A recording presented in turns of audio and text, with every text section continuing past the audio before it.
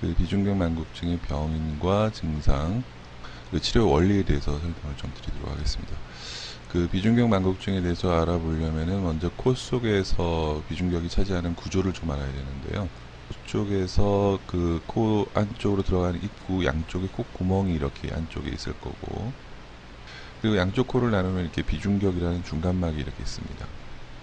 코 속으로 들어가 보면은 이제 제일 아래쪽에 제일 앞쪽에 위치한 그 합의각계라고 하는 것이 하나 있고요. 그 다음에 비갑계 중에서 이제 중비갑계라는 게 또 있고요. 또 제일 위쪽 그리고 잘 보이진 않지만 제일 뒤쪽에는 상비각계라고 해서 이렇게 제일 위쪽에 있습니다. 그래서 좌우가 거의 이제 동일한 그 대칭 구조를 갖고 있기 때문에 이쪽에도 역시 콧살, 아래 콧살이 합의각계가 있고, 그리고 여기는 콧 속 공간은 비강이라고 해서 이렇게 외측면이 안쪽으로 닫혀 있죠. 이제 이 모습은 근데 우리가 얼굴을 앞에 정면에서 본 모습인데요. 그래서 만약에 그 코 아래쪽에서 입술 아래쪽에서 위를 향해서 이렇게 봤을 때의 모습은 어떨까 한번 보면은 그게 더 이제 이 비중격 만곡증의 구조를 이해하는 데 더 도움이 됩니다. 그래서 한번 이런 식으로 콧망울이 있고, 그 다음에 코 구멍이 양쪽으로 이렇게 열려 있고 이렇게 되어 있겠죠. 그리고 양쪽 코를 나누는 중간막, 즉 비중격이 이렇게 나누고 있고 양쪽을. 그 다음에 안쪽에는 이제 콧살이 아까 본 아래 콧살이 여기 쪽에 보이고, 중간 콧살은 한 이 정도에서 보일 거예요. 그래서 비중격이 반드시 서 있고 양쪽을 나눠주고 있어서 이 콧살, 아래 콧살과 이 비중격 사이 그 외측면, 이게 이제 비밸브라고 하는 지역인데요. 하여튼 이 공간들, 다시 말해서 이런 두 개의 공간이 있어서 이것이 이제 기능을 하는, 콧 속에 기능하는 모든 공간입니다. 그러니까 이제 호흡을 한다든지 배출된 그 분비물이 배출된 그런 통로가 되기도 하고요. 가장 중요한 이제 공기가 흐르는, 기류가 흐르는 그 숨길이 되는 거죠. 이게 이제 정상적인 모습이라고 했을 때, 만약에 이제 비중격이 한쪽으로 휘었다고 생각하면 어떨까요? 그리고 콧살이 있는데 여기는 이렇게 휘었기 때문에 콧살이 정상적으로 이렇게 있어야 될 콧살이 눌려버립니다. 이렇게 같이 그냥 서로 맞닿아서 누르고 있는 것처럼 이렇게 맞닿아 있고, 중간 콧살이 아예 보이질 않습니다, 거의.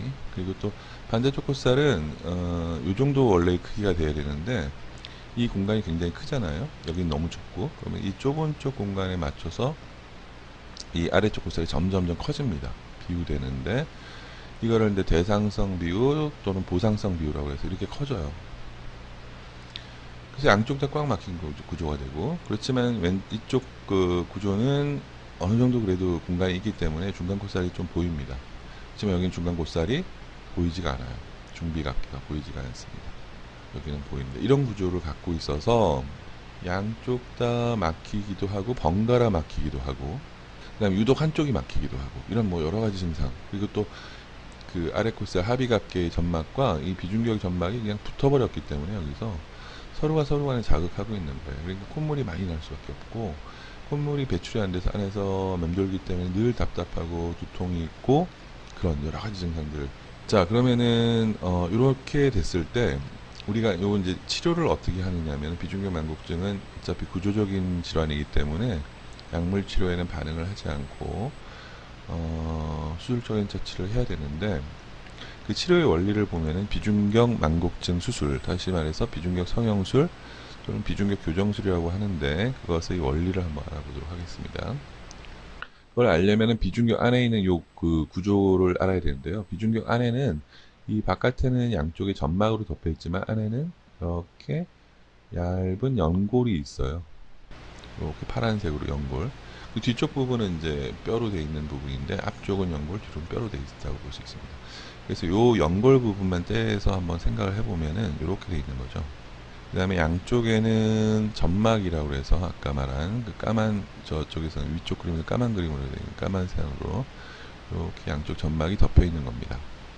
그러니까 점막이 이 정도 두께를 갖고 있는 거죠. 안에는 연골이 있어요. 역시 물론 뒤에는 뼈가 있고.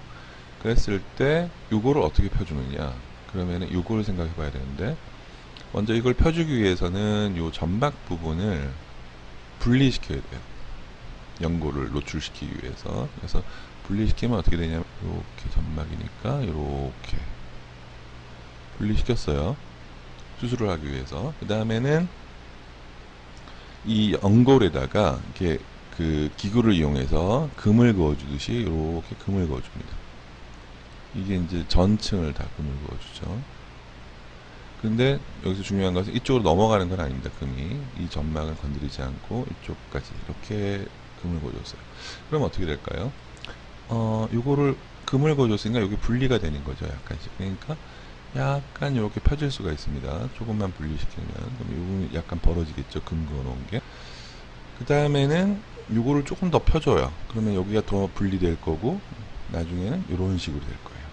그러면서 여기 틈이 맨 처음에는 이렇게 칼집처럼 금이었는데 이게 완전히 벌어진 상태가 되는 거죠. 그 다음에 이쪽은 물론 이제 점막이 그대로 덮여 있고, 그 다음에 이렇게 분리되어 있던 점막을 여기다 붙이는 거예요. 다시. 그쵸. 그렇게 되면은 쫙 펴지는 거예요. 그래서 그렇게 됐을 때는 이런 모습을 가지고 있던 휘어져 있던 비중격이 이렇게 다시 바뀔 수 있는 거예요. 그런데 생각해 보시면은 여기 하나 더 생각해 볼 건 뭐냐면은 여기서부터 여기까지 높이가 일정하잖아요. 어떻게 될까요? 비중격이 펴진다고 생각했을 때는 이렇게 넘어가잖아요. 이렇게 펴게 되면 이 남는 부분이 있죠.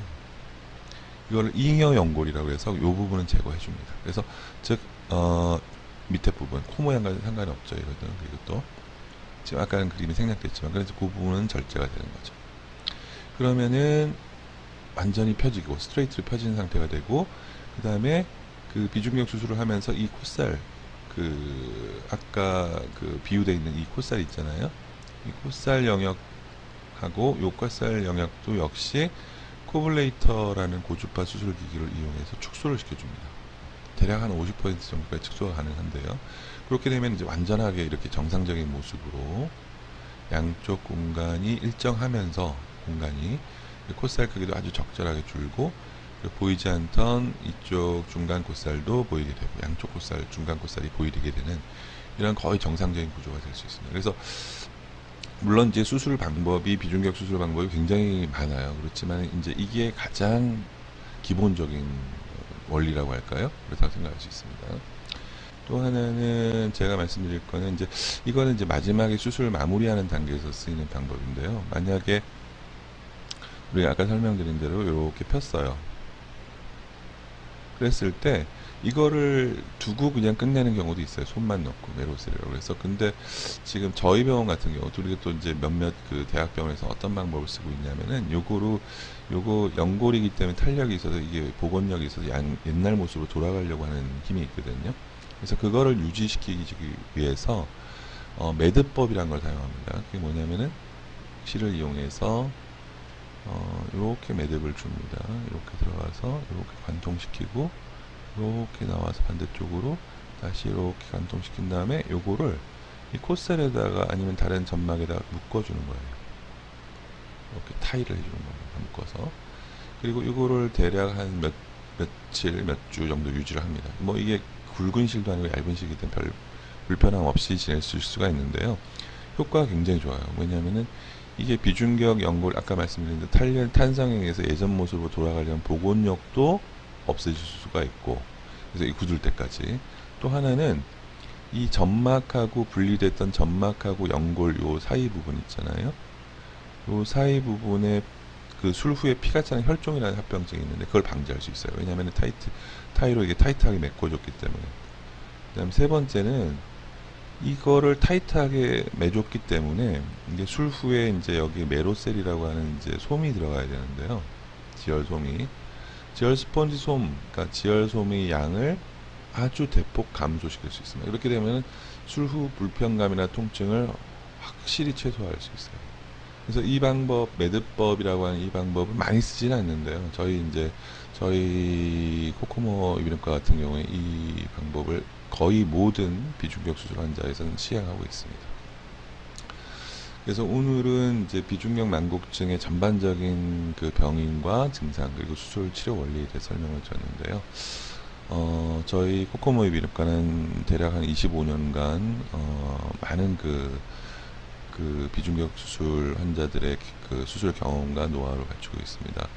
그래서 뭐 이거는 이제 환자분들은 보통 혼자서 고민을 많이 하시는데요. 이건 혼자 고민해서 해결될 문제가 아니고 전문가를 만나면 생각했던 것보다 훨씬 쉽게 그런 고민을 해결하실 수 있다고 생각됩니다. 감사합니다.